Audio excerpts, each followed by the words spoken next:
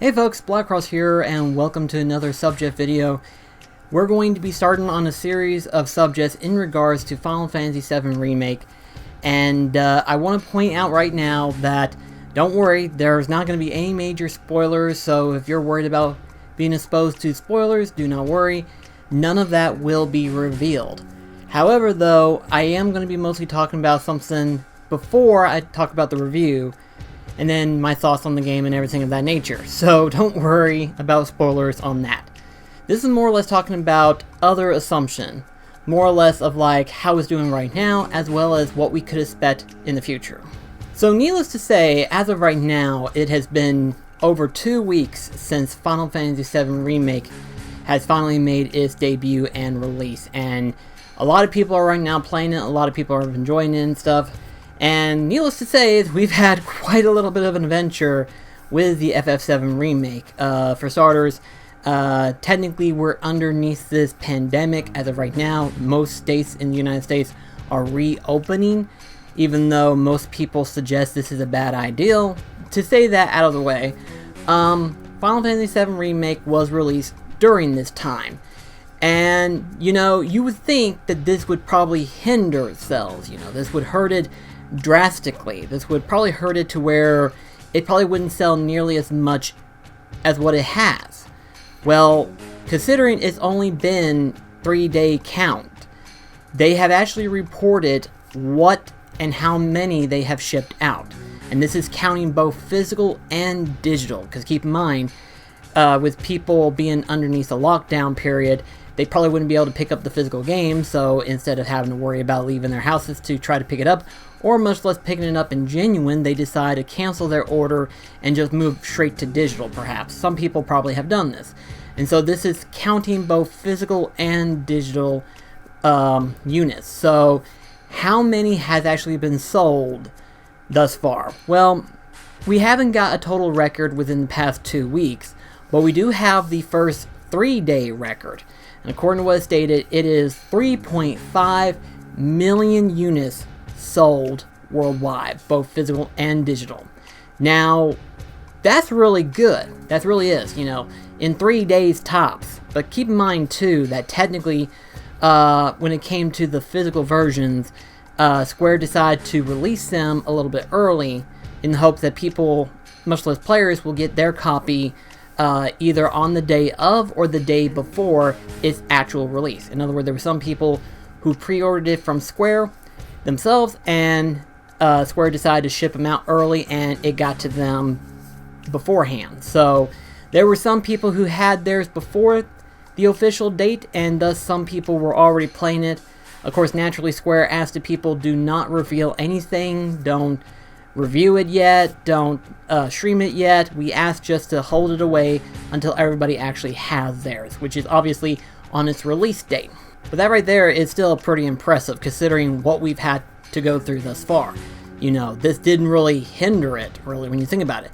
But it makes you wonder what would have happened and what would have looked like if it wasn't during a pandemic. What would have happened if it came out during normal circumstances? We probably would have seen an increase to some degree, but probably not by much. Probably close to 4 million, maybe a little bit more.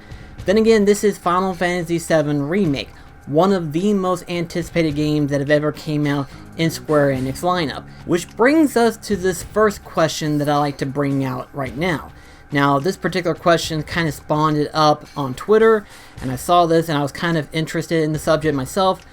And that is, will the remake surpass the original in terms of units? In other words, will it eventually surpass FF7, the original one? Will it surpass it in terms of like how many get sold? And that's actually a difficult question, because while on the one subject you could arguably say, well, with the multiple parts, yeah, eventually it would.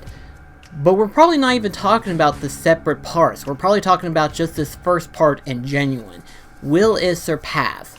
Well, here's the thing. We're talking about units. We're talking about the software, the physical game itself. We're not talking about the money that it brings in or racks up and stuff. So real quickly, a little small chart to go off on. Technically, the #1 Final Fantasy game that has sold the most units as of right now is Final Fantasy VII, the original Final Fantasy VII that came out for the PlayStation 1. So I actually did a little bit of digging myself when it comes to the original Final Fantasy game, and technically it sold extremely well in Japan, being that of almost over 2 million copies sold, and then here in America it sold well over 1 million copies. So you can imagine after the first year or two, it has sold almost 4 million copies right off the back. And then gradually as years go on, it probably has grown since then. But that turning point when it came to the massive seller hit that it became probably didn't hit until literally during the PlayStation 3 era, where games were starting to be released digitally by that point. Now, of course, Steam also was doing digital sales as well, and thus Square probably eventually put in Final Fantasy VII onto the Steam network. As to when that was, not sure, but according to what was stated, as soon as it hit the Steam market, it went up from there. So, with the account of the original PS1 game, followed by digital sales from the PlayStation 3, Steam, and then ultimately now the PS4, Xbox One, and Nintendo Switch. Next to that, we have Final Fantasy XIV with its 10 million, almost 11 million really. And considering how long it's been around, it makes sense for why it has sold so many, you know. You have the fact that technically it started on the PlayStation 3, then it moved on to the PS4 and has received a number of updates as well as re-releases in the past. So it makes sense for why 14 would be almost at 11 million right there. It makes sense. Then of course next to that we have Final Fantasy X selling that of 10 million, not quite as many as 14, but still 10 million, probably that of 10.5 or 10.6 million. Next to that we also have Final Fantasy VI.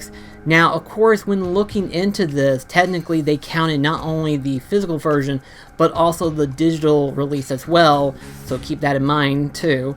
Next to that was Final Fantasy VIII, which is pretty weird to know that next to 6 we have 8.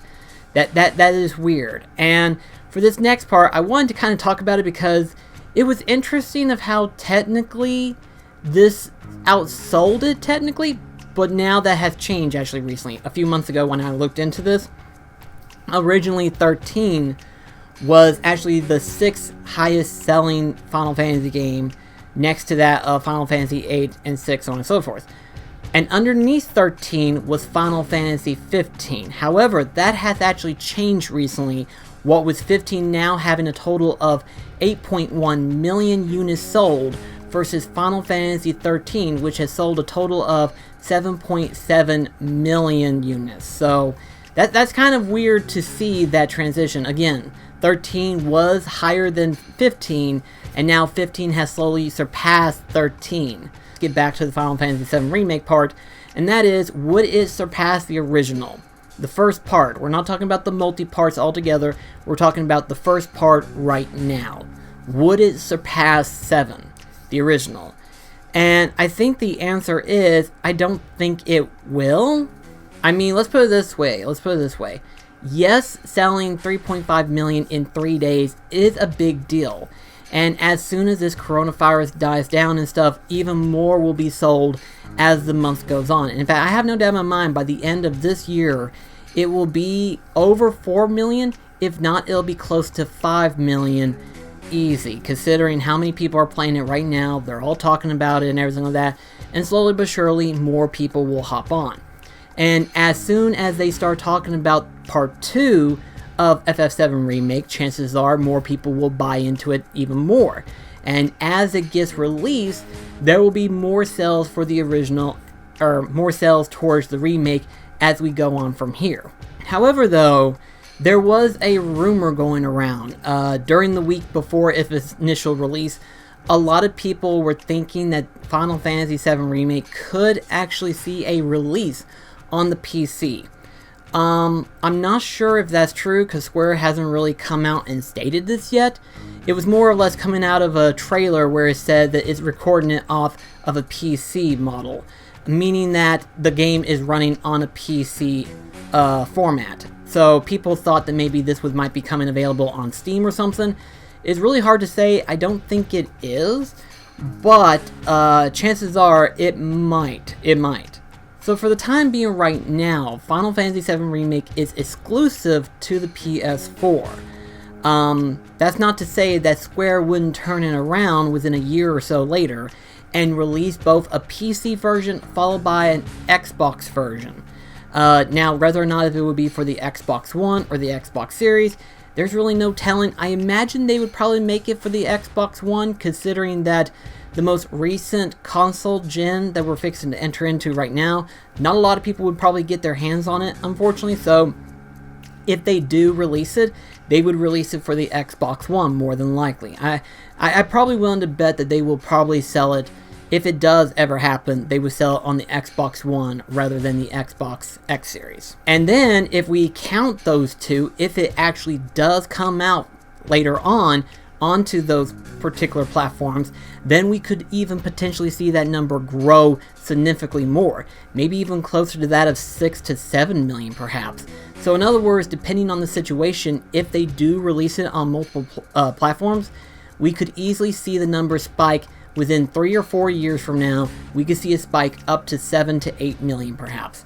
This is just rough guessing. I've never really done looks in terms of units sold, but if I had to take a wild guess, considering 7 Remake being that hype of a game, there's a good chance that it could reach its goal right there. Would it hit 13 million? Not within 5 years. It would be hard to say if it would hit it in 10 years' time.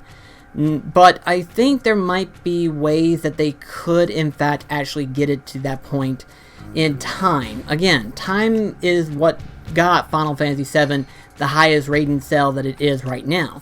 And not only that, but also digital distribution. So in other words, as more system comes out for availability, so too will the sales as well. So 7 Remake will eventually meet that point, but only if Square decides to finally reduce that exclusivity and turn it into a multi-release series. I think some people, I don't think people have asked this, but I think some people might suggest that, oh, maybe it might come out for the Switch. And let's be honest, it's not going to come out for the Switch. I mean, I don't want to disappoint you guys. If FF7 Remake had to have 2 discs, just to be able to run the game 100 gigabytes, roughly 100 gigabytes actually. It's actually technically closer to that of 90 gigabytes technically once installed. But it almost 100 gigs. Do you really think it's going to be available for the Switch?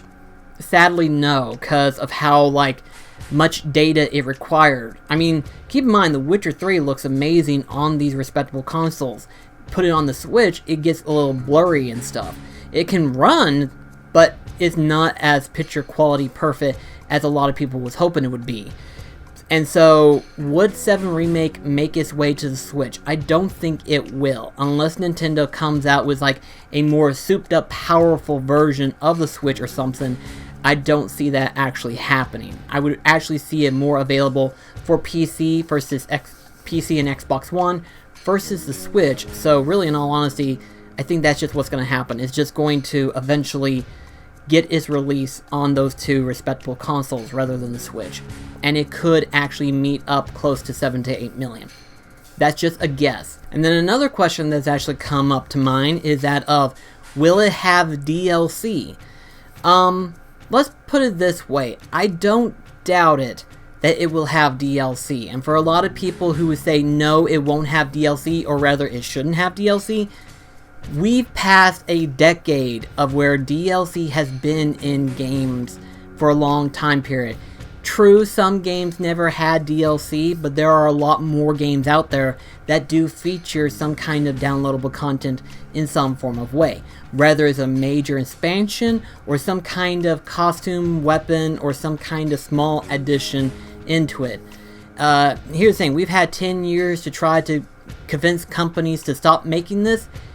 If they haven't stopped then, they're not going to stop now. And for both Final Fantasy 15 and Kingdom Hearts 3, there will be updates and there will be DLC. I have no doubt in my mind that it will have DLCs. As to what kind of DLCs, it's hard to say really, because I don't see story expansion DLC, but more towards like either cosmetics, like how the Tiny Chocobo, Cactar, and Carbuncle summons are, but also too, we could potentially see DLC content being that of arena fights. So technically in the game, there are a couple of opportunities where you can actually engage battles through either simulators or coliseums. And I won't mention when or how, but all you need to know that technically these arena fights, you can have access to them.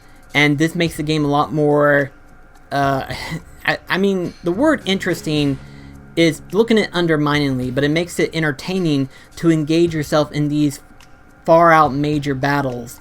Technically, when you beat the game, you get to unlock more battles through these things.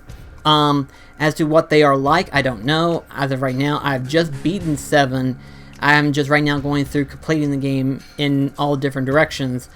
But I can imagine DLC being in those specific areas, specifically in the arena fights. As to what kind of DLC, I don't know. Again, I hadn't really played it yet, but I wouldn't mind actually seeing like data bosses, perhaps. This seems a little bit out of the norm, but think about it this way. While yes, we do have chapter select, there isn't really an option to where you fight the bosses themselves. And so what would be really interesting is if Square just all of a sudden decides, the team themselves says, hey, let's make a data boss fight simulator, but it's more like a boss rush mode. So you're having to fight all of the different bosses through the simulation or by the arena itself. So that'd be interesting, followed by a different combination of monsters or even new introduction of potential monsters, but there is a possibility that we could see DLC in some form of way in Final Fantasy VII Remake. Again, not really in terms of story, but more towards the arena fights themselves respectively. So I think we'll see something that kind of happen. As to when, we don't know. As far as we know, I don't think they've stated that they're going to do DLC, but I think they probably will. That, or they may go ahead and just jump gears into going on ahead and starting on part 2. Because the sooner they start on part 2, the sooner we can get our hands. Because apparently Nomura and them have stated that they want to get it out there ASAP, as soon as possible. The question is, how are they going to go about it? Who's to say really? But I will be making a video talking about what type of things we could see in the next part, depending on how they go about it, of course. Alright guys, that's going to be it for this video. Let me know in the comments below, what do you think so far of Final Fantasy VII Remake? The next video that I'll be releasing will be, of course, the review for Final Fantasy VII Remake. Be sure to look out for that, and I shall see you in the next video. Catch you guys later.